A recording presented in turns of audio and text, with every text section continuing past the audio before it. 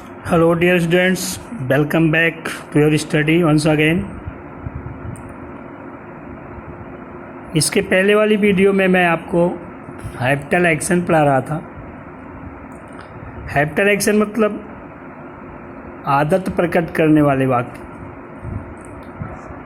इसमें एक नियम मैं पढ़ाया कि वर्तमान काल की आदत व्यक्त करने के लिए आपको क्या करना पड़ता है। उसमें एक अपवाद सहित समझिए 2 नियम हो गया है कि यदि वाक्य में कर्ता कोई प्रॉपर नाउन हो, कोई प्रोनाउन हो या कॉमन नाउन ही हो, एब्सोल्यूट ना हो, उसके साथ में एडवर्ब, उसके साथ में एडजेक्टिव जुड़ा हुआ हो, पोसेसिव केस कोई जुड़ा हुआ हो, तो इज एम आर के साथ एक कस्टम्ड टू का प्रयोग करते हुए वहाँ अनुवाद करते हैं। नियम मैं पढ़ाया हूँ आपको। और अगर कर्ता कोई एब्सोल्यूट कॉमन नाउन होती है तो उस वाक्य को प्रेजेंट इंडेफिनिट टेंस में लिखा जाता है, केवल उस कॉमन नाउन को लिखने से पहले दी नहीं लगाते हैं। यह सिस्टम मैं आपको बताया।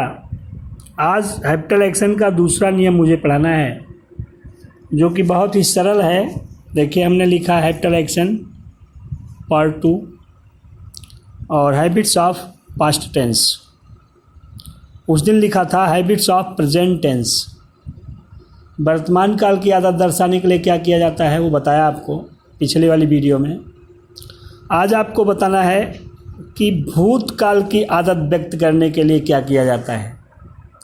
ये बहुत सरल नियम है, केवल बस आपको दिमाग में रखना है एक बार। देखिए, हमने लिखा है जब हिंदी वाक्यों में किसी संज्ञा या सर्वनाम द्वारा कोई कार्य करने हेतु उसकी भूतकाल की आदत दर्शाई जाए, अर्थात वाक्यों के अंत में क्रिया पर बड़ा आ की मात्रा अथवा या पर आ की मात्रा के बाद करता था, करती थी, करते थे शब्द पाए जाएं, तो ऐसे अफर्मेटिव सेंटेंसेज में यूज्ड टू या वुड को, किंतु अन्य प्रकार के वाक्यों में केवल वुड को ही सहायक क्रिया मानकर मुख्य क्रिया की प्रेजेंट फॉर्म मतलब पहली अवस्था के साथ पूरे वाक्य को नियमानुसार लिखा जाता है। मतलब तो आप लोग समझ ही गए होंगे कि भूतकाल की आदत दर्शाई जाएगी जब किसी हिंदी वाक्य में, तो उसमें लिखा होगा क्रिया पर बड़ा आ की मात्रा लगाई गई होगी, अथवा या पर क्रिया के साथ या पर आ की मात्रा लगाई गई होगी, और करता था, करती थी, करते थे शब्द पाया जाएगा।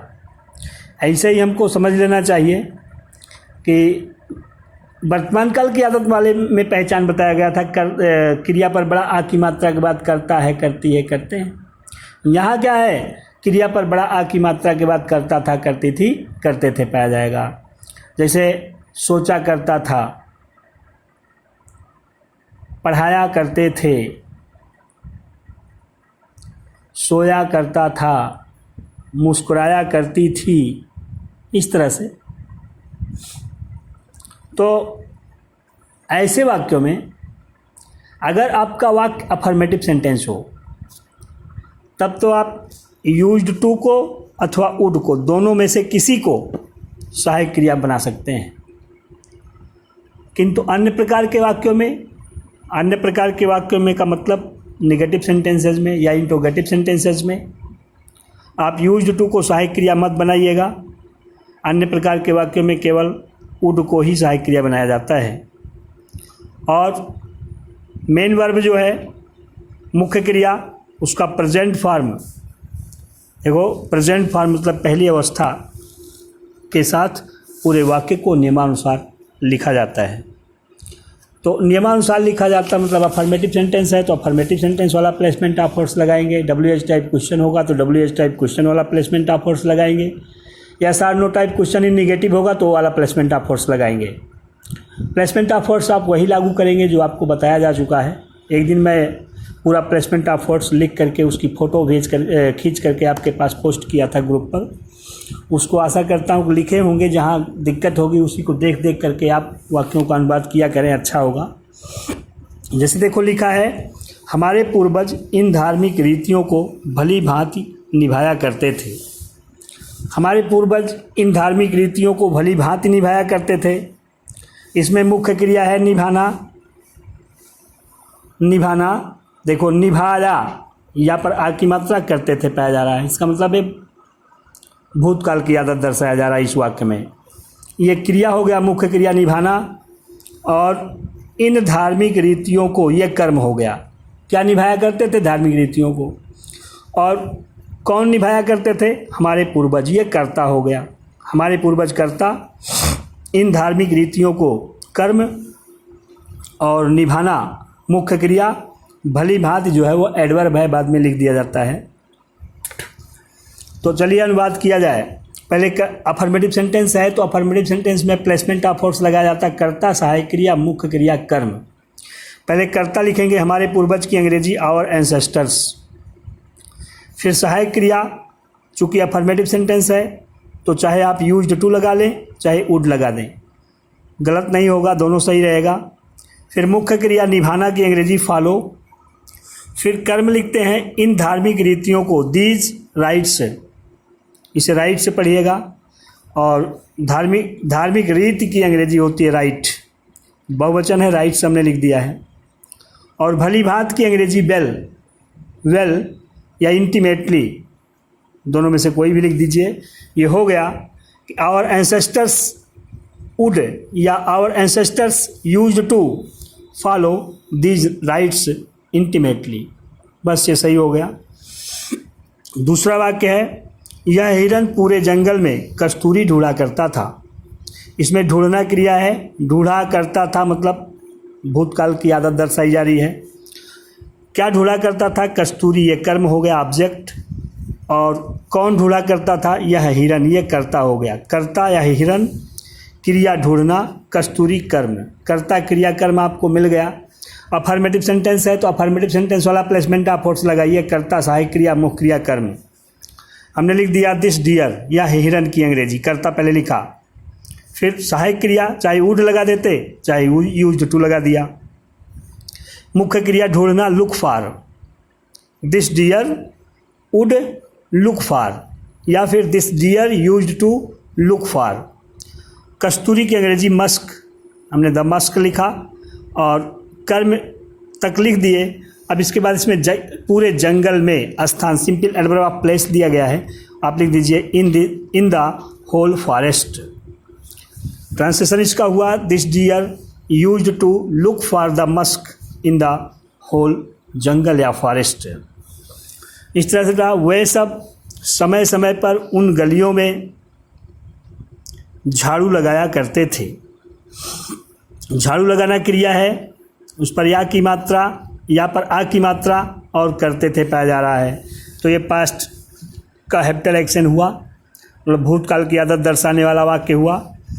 अफर्मेटिव सेंटेंस है तो करता इसमें वे सब, और झाड़ू लगाना मुख्य क्रिया। और आपको ये बताया गया है कि enter, penetrate, join, participate, reach, arrive, sweep, ये सब ऐसी क्रियाएं हैं कि इनके बाद में की अंग्रेजी नहीं लिखी जाती है। जो स्थान दिया गया होता है उसी को ऑब्जेक्ट की तरह से लिखा जाता है, ऑब्जेक्ट के स्थान पर लिखा जाता है। तो उन गलियों में की अंग्रेजी लिखना नहीं है, दोज स्ट्रीट्स, इसको कर्म के स्थान पर लिखना होगा। अफर्मेटिव सेंटेंस है कर्ता, सहायक क्रिया, मुख्य क्रिया, कर्म वाला प्लेसमेंट ऑफ फोर्स लगाए। पहले कर्ता लिखेंगे दे, सहायक क्रिया यूज्ड टू या वुड, यहाँ वुड भी लगा सकते हैं। कर्ता के वचन से कोई मतलब नहीं होता है। देखिए पहले वाले वाक्य में कर्ता बहुवचन था तब भी वही सहायक क्रिया लगाई गई, दूसरे वाले वाक्य में कर्ता एक वचन था तब भी वही सहायक क्रिया लगाई गई, यहाँ भी बहुवचन करता है तब भी वही सहायक क्रिया लगाई जाएगी। कर्ता के वचन से मतलब नंबर से, कि वो प्लुरल नंबर है या सिंगुलर नंबर है, उससे मतलब नहीं है, या फर्स्ट पर्सन का है या थर्ड पर्सन का है कि सेकंड पर्सन का है, इससे कोई मतलब नहीं है। सभी कर्ताओं के साथ एक ही सहायक क्रिया लगाई जाती है, यूज्ड टू या वुड। तो फिर हमने कर्ता लिखा दे, फिर सहायक क्रिया यूज्ड टू मत लिखिएगा, यूज्ड टू है वो। फिर मुख्य क्रिया स्वीप मीन्स झाड़ू लगाना, और दोज स्ट्रीट्स उन गलियों में की अंग्रेजी हो गया they used to sweep those streets. समय समय पर फ्रॉम टाइम टू टाइम, समय समय पर की अंग्रेजी फ्रॉम टाइम टू टाइम। इस तरह से ये वाक्य बन गया कि दे यूज्ड टू या they would sweep those states from time to time. इस तरह से ये 3 वाक्य अफर्मेटिव सेंटेंस हो गया। अगला वाक्य हमने निगेटिव सेंटेंस लिखा है, मेरा पड़ोसी ऐसे जूतों को नहीं बेचा करता था। तो इसमें देखो, सबसे पहले कर्ता क्रिया कर्म पहचाने, मेरा पड़ोसी कर्ता हो गया, बेचना क्रिया हो गई और ऐसे जूतों को ये कर्म हो गया। ठीक, निगेटिव सेंटेंस है तो अब आप वुड को सहायक क्रिया बनाएंगे, यूज टू को केवल अफर्मेटिव सेंटेंस में बनाया जाता है। ये आपको नोट में लिखाया गया, बताया भी जा रहा है।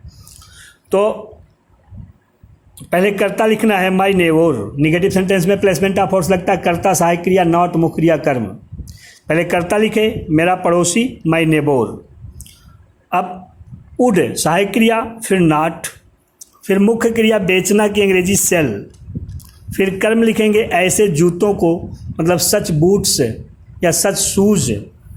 हमने शूज लिखा है, ये हो गया my neighbour would not sell such shoes. मेरा पड़ोसी ऐसे जूतों को नहीं बेचा करता था। अगला वाक्य है, यह सन्यासिनी झूठ कभी नहीं बोला करती थी।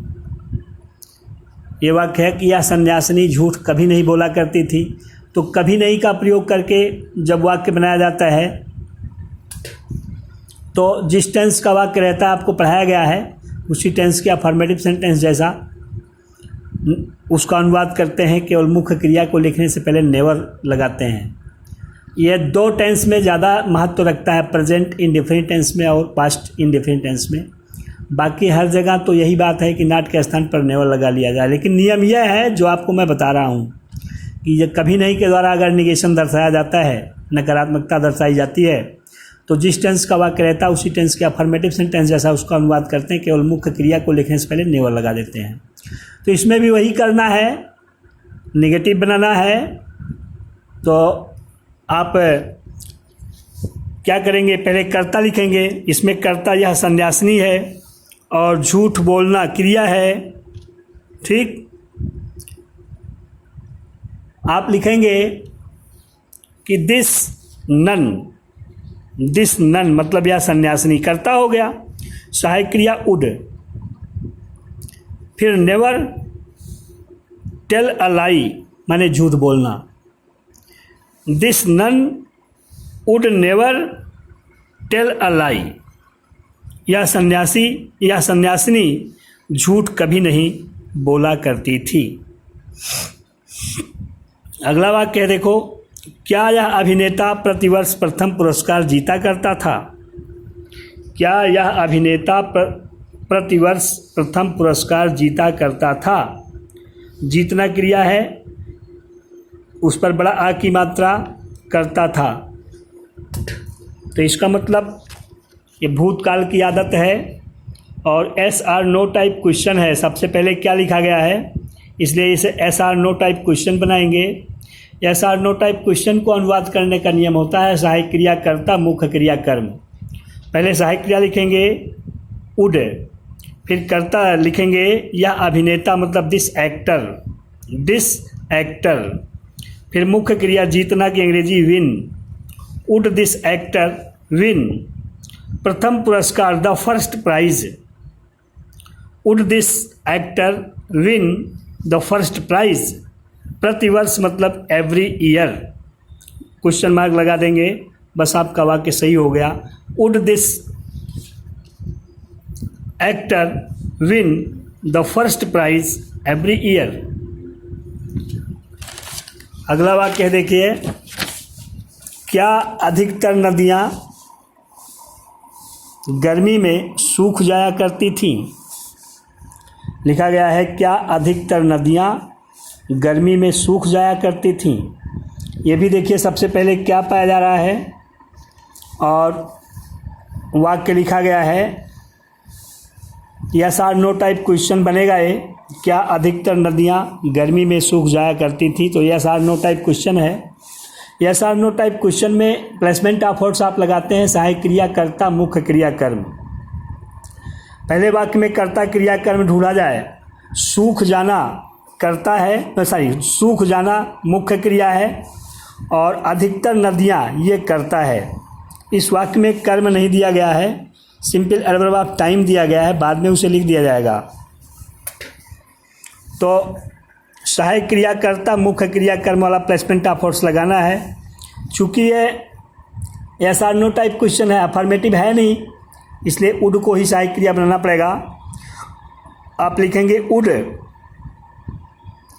अधिकतर नदियाँ, most of the reverse. Would most of the reverse, अधिकतर नदियाँ की अंग्रेजी हो गया। फिर मुख्य क्रिया सूख जाना, dry up. Would most of the reverse dry up in summer, मतलब गर्मी में। क्वेश्चन मार्क लगाएंगे, वाक्य सही हो जाएगा। क्या राजा दशरथ सभी रानियों में कैकेयी से अधिक प्रेम नहीं किया करते थे? ये देखो, क्या राजा दशरथ सभी रानियों में कैकेयी से अधिक प्रेम नहीं किया करते थे? तो आप सबसे पहले देखें कि ये क्या पाया जा रहा है और बीच में नहीं पाया जा रहा है। ठीक, जिन वाक्यों में सबसे पहले क्या है और बीच में नहीं पाया जाता है उन्हें yes or no type question in negative कहा जाता है। Yes or no type question in negative को अनुवाद करने का नियम होता है सहायक क्रिया कर्ता नॉट मुख्य क्रिया कर्म। पहले इसमें कर्ता पहचाने तो राजा दशरथ ये कर्ता हो गया और प्रेम करना जो है ये मुख्य क्रिया हो गई। ठीक, और कर्म जो है ये सभी रानियों में कैकेयी से, यही कर्म है कैकेयी। ठीक, और ये सभी रानियों में, तो ये गवर्न बाई प्रीपोजिशन की संज्ञा बन जाएगी, बाद में लिखना पड़ेगा। सहायक क्रिया कर्ता नॉट मुख्य क्रिया कर्म वाला प्लेसमेंट ऑफ वर्ड्स लगाना। तो हमने सहायक क्रिया पहले लिख दिया वुड, फिर कर्ता the king Dashrath, would the king Dashrath. Not नहीं भी है ना, तो यहाँ नॉट लगा दें। हमने नहीं लगाया है, अभी लाल कलम से नहीं लगाया, तो यहाँ पर आपको नॉट लगाना पड़ेगा।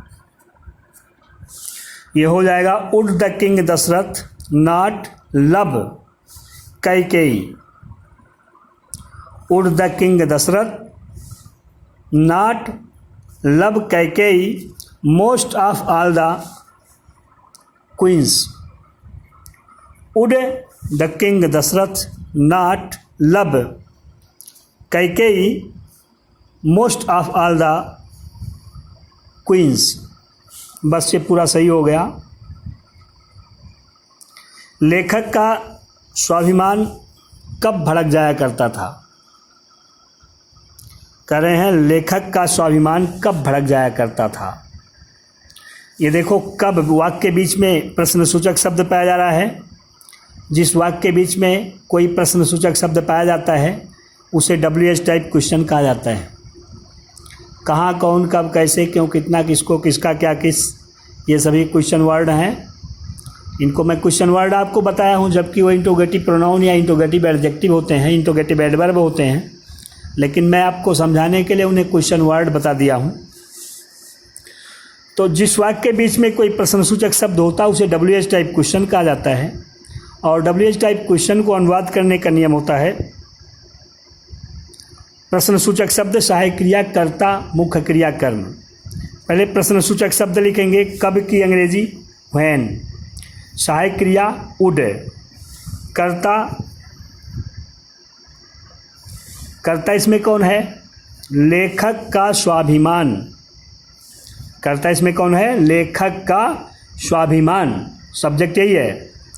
The personal vanity of the writer, the personal vanity of the writer, लेखक का स्वाभिमान। When would the personal vanity of the writer flare, flare means भड़क जाना। ठीक, अगला वाक्य है कौन सी बालिका उस मंत्र को बार बार जपा करती थी? जपना क्रिया है, बड़ा की मात्रा करती थी, भूतकाल की बात। और कौन सी शब्द पाया जा रहा है, तो इसका मतलब इसके तुरंत बाद जो संज्ञा होगी वो हमेशा इसी के साथ में जुड़ जाएगी। और अब ये देखना पड़ता है, बार बार मैं ये चीज़ आपको बता रहा हूँ, लगभग प्रत्येक वीडियो में इस तरह का वाक्य बताता हूँ कि जिन वाक्यों में कितना, कितनी, कितने, किसका, किसकी, किसके, कौन सा, कौन सी, कौन से, कैसा, कैसी, कैसे, ये शब्द पाए जाएं, उसमें आपके दिमाग में संदेह उत्पन्न होना चाहिए कि हो सकता है कि इसमें अफर्मेटिव सेंटेंस वाला प्लेसमेंट ऑफ वर्ड्स लागू हो, और हो सकता है कि WH टाइप क्वेश्चन लागू हो। अगर ये सभी शब्द निश्चित रूप से संज्ञा के पहले पाए जाएंगे तब आपको ये सोचना पड़ेगा, और जिस संज्ञा के पहले ये सभी शब्द पाए जा रहे हैं, अगर वह संज्ञा वाक्य में कर्ता हो तब तो अफर्मेटिव सेंटेंस वाला प्लेसमेंट ऑफ वर्ड्स लगाया जाता है, और अगर कर्ता ना हो, प्रेडिकेट का कोई भाग हो, ऑब्जेक्ट हो, कॉम्प्लीमेंट हो, एडवर्ब हो, तो फिर हम WH टाइप क्वेश्चन फॉलो करते हैं। लेकिन ये ध्यान रहे, इन शब्दों के साथ जुड़ा हुआ, इन शब्दों के साथ जुड़ी हुई जो संज्ञा होती है वो हमेशा इनके साथ ही रखी जाती है। जैसे देखो, कौन सी बालिका, ये बालिका इसमें इस वाक्य में करता है, ठीक है, तो अफर्मेटिव सेंटेंस वाला प्लेसमेंट ऑफ वर्ड्स लगाया जाएगा। आप लिखेंगे व्हिच गर्ल, सहायक क्रिया वुड, व्हिच गर्ल वुड, मुख्य क्रिया जपना chant, which girl would chant, कौन सी लड़की जपा करती थी, that him again and again, बार बार की अंग्रेजी, दैट हिम मतलब उस मंत्र को, अगेन एंड अगेन मतलब बार बार। ये वाक्य सही हो गया, which girl would chant that him again and again. देखिए, प्लेसमेंट ऑफ वर्ड्स जो है कर्ता, सहायक क्रिया, मुख्य क्रिया, कर्म, अफर्मेटिव वाला लगा, लेकिन मार्क जो है आप क्वेश्चन लगाएंगे क्योंकि ये प्रश्न बन रहा है। अगला वाक्य है, तुम्हें ऐसी नीतियाँ कौन सिखाया करता था, तुम्हें ऐसी नीतियाँ कौन सिखाया करता था। यहाँ देखो, तुम्हें जो है ये कर्म है, और ऐसी नीतियाँ ये भी कर्म है, ये डायरेक्ट ऑब्जेक्ट है, ऐसी नीतियाँ तुम्हें जो है इनडायरेक्ट ऑब्जेक्ट है, और सिखाना मुख्य क्रिया है। कौन के द्वारा पूछा जाने वाला प्रश्न है, आपको ये बताया गया कि कौन के द्वारा पूछा जाने वाला प्रश्न जो होता है वो हर जगह आपको परेशान करेगा, ट्रांसलेशन में, एक्टिव पैसिव में, डायरेक्ट इनडायरेक्ट में, हर जगह हु शब्द ऐसा है कि यह हमेशा डिस्टर्ब करता है, अपना एक इसका अलग नियम होता है। तो कौन के द्वारा पूछा जाने वाला प्रश्न है, इसका मतलब इसमें अफर्मेटिव सेंटेंस लगाया जाएगा। केवल कर्ता के स्थान पर हु लिख देते हैं क्योंकि कौन वाले वाक्य में कर्ता नहीं रहता है। कर्ता के स्थान पर हु लिख करके अफर्मेटिव सेंटेंस वाला प्लेसमेंट ऑफ वर्ड्स लगाते हैं, और क्रियाओं का प्रयोग कर्ता के वचन के अनुसार किया जाता है। तो यहाँ तो कर्ता के वचन से कोई मतलब नहीं है, कर्ता चाहे एक वचन रहे चाहे बहुवचन रहे, केवल एक ही सहायक क्रिया लगाई जाती है, वुड या यूज्ड टू। तो आप लिखेंगे हु कर्ता के स्थान पर, फिर सहायक क्रिया वुड, हु वुड, फिर मुख्य क्रिया पढ़ाना, सिखाना, टीच, फिर कर्म, कर्म दो है, ऐसी नीतियाँ डायरेक्ट है और तुम्हें इनडायरेक्ट है। पहले अगर डायरेक्ट लिख देंगे, बाद में इनडायरेक्ट लिखना पड़ेगा तो टू लगाना पड़ेगा, और अगर पहले इनडायरेक्ट लिख लेते हैं तो बिना कुछ लगाए बाद में डायरेक्ट लिखा जा सकता है। फिलहाल हमने पहले डायरेक्ट ऑब्जेक्ट लिख दिया है, सच पॉलिसीज़, ऐसी नीतियाँ। अब देखो, इनडायरेक्ट ऑब्जेक्ट बच गया था तो टू लगा करके यू लिख दिया, to you, who would teach such policies to you. या फिर आप टू ना लगाना चाहें तो यू को क्रिया से सटा हुआ रख दें, टीच से यहाँ करीब में लिख दें, हो जाएगा who would teach you such policies question mark. ठीक, नेक्स्ट एंड लास्ट सेंटेंस है, लॉकडाउन के दौरान रेलगाड़ियाँ क्यों नहीं चला करती थीं। लॉकडाउन के दौरान रेलगाड़ियाँ क्यों नहीं चला करती थीं, क्यों और नहीं दोनों पाया जा रहा है ना। इसका मतलब ये WH type question in negative है, और WH type question in negative का प्लेसमेंट ऑफ वर्ड जो होता है प्रश्न सूचक शब्द, सहायक क्रिया, कर्ता, नॉट, मुख्य क्रिया, कर्म। आपको भी यही करना होगा। पहले आप क्रिया, मुख्य क्रिया है चलना, ठीक, और करता है रेलगाड़ियाँ। करता इसमें कौन है? रेलगाड़ियाँ। रेलगाड़ियाँ क्यों नहीं चला करती थी? ये वाक्य कितना ये समझो। ये लॉकडाउन के दौरान, ये तो सिंपल एडवर्ब ऑफ टाइम है, इसको प्रीपोजिशन के बाद प्रीपोजिशन के साथ लिख दिया जाएगा। WH type question in negative बना क्योंकि वाक्य के बीच में क्यों और नहीं दोनों पाया जा रहा है। जिस वाक्य के बीच में कोई प्रश्नसूचक शब्द और नहीं दोनों पाया जाता है वो WH type question in negative होता है। इसको अनुवाद करने का नियम है प्रश्नसूचक शब्द सहायक क्रिया कर्ता नाट मुख्य क्रिया कर्म। प्रश्नसूचक शब्द सहायक क्रिया कर्ता नाट मुख्य क्रिया कर्म। आप वही लगाइए, पहले प्रश्नसूचक शब्द क्योंकि अंग्रेजी वाई लिख दिया, सहायक क्रिया वुड लगा दिया, फिर कर्ता द ट्रेन्स, फिर not why would the trains not, फिर मुख्य क्रिया यहाँ चलना की अंग्रेजी रन वही दौड़ना चलना, और लॉकडाउन के दौरान तो के दौरान की अंग्रेजी ड्यूरिंग प्रीपोजिशन की तरह से इसका उपयोग किया जाता है। ड्यूरिंग द लॉकडाउन हो गया why would the trains not run during the lockdown. Lockdown के दौरान रेलगाड़ियाँ क्यों नहीं चला करती थीं। इस तरह से बेटा देखो हमने हैप्टल एक्शन का दोनों नियम आपको पढ़ा दिया। अब अगला चैप्टर में आपको ट्रांसलेशन का चाहे कंडीशनल सेंटेंस पढ़ाऊँगा चाहे डिग्री पढ़ाऊँगा, वो अच्छा है, दोनों सिंथेसिस के दृष्टिकोण से अच्छा है दोनों चैप्टर, और ट्रांसफॉर्मेशन के दृष्टिकोण से अच्छा है वो डिग्री। फिलहाल दोनों पढ़ाना है, अभी जो भी होगा वो अगली वीडियो में आपको बताया जाएगा। धन्यवाद।